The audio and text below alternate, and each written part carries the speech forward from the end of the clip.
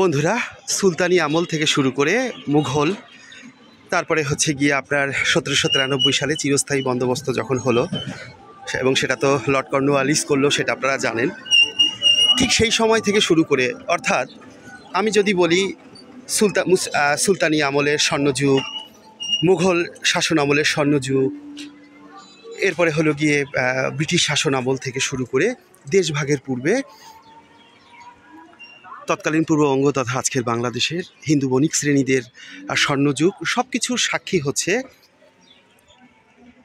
তৎকালীন পূর্ববঙ্গ তথা আজকের বাংলাদেশের নারায়ণগঞ্জ জেলার এই পানাম নগরী। এখানে একটি পুরনো একটা সেতু দেখা যায় বা ব্রিজ দেখা যায়, সেই ইট চুন সুরকি দিয়ে তৈরি কয়েক শত বছরের সেই প্রাচীন একটা সেতু দেখতে পারবেন। বন্ধুরা, আপনারা নিশ্চয়ই গ্র্যান্ড ট্রাঙ্ক রোডের নাম নিশ্চয়ই শুনেছেন, যেটা এই সোনারগাঁ থেকে শুরু করে একেবারে সুদূর আফগান হয়ে পারস্যে যাওয়ার মতন একটা ব্যবস্থা ছিল আর কি। তো এরকম প্রাচীন ব্রিজ বা সেতু বাংলাদেশে খুব কমই আছে। আমার জানা মতে এই নারায়ণগঞ্জে একটা আছে, বিক্রমপুরে একটা আছে, ব্রাহ্মণবাড়িয়ার দিকে খুব সম্ভবত একটা আছে। আসলে আমি তো ইতিহাস নিয়ে পড়াশোনা করা খুব একটা মানুষ নই, সুতরাং বলতেও পারবো না। যে বন্ধুরা, আসলে মানে ইতিহাস আমাদের চর্চা করার ফলে আমাদের দু চোখ উন্মোচন করে দেয়।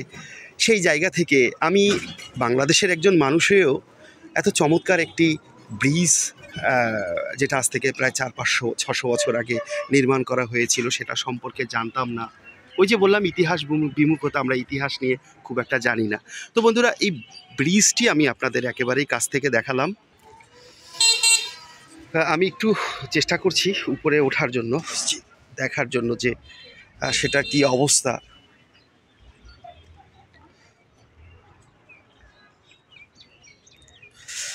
বন্ধুরা, আপনারা যারা ইতিহাস নিয়ে চর্চা করেন, আপনারা যারা ইতিহাস পাগল মানুষ, তারা একটু আমাকে কমেন্ট বক্সে জানিয়ে দিবেন যে আসলে এই এরকম পুরনো একটা ব্রিজ, সেটার ইতিহাস কী।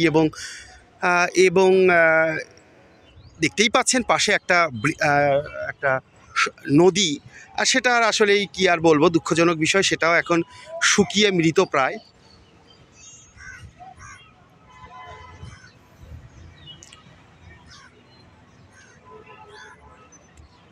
পাশেই হচ্ছে গিয়ে সেই পানাম নগর, যেখানে বলেছিলাম যে সেই সুলতানি আমল মানে মসলিনের যে আবির্ভাব হয়েছিল এখানেই।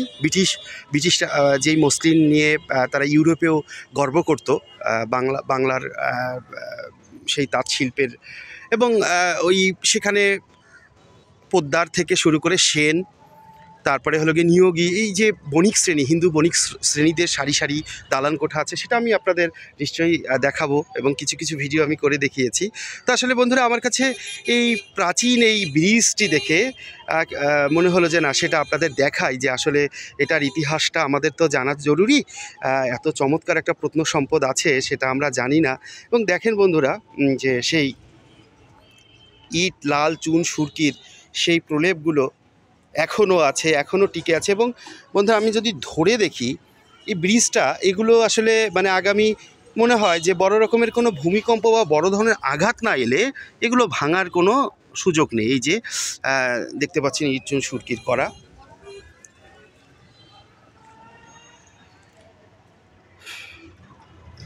তো বন্ধুরা, ভালো থাকবেন,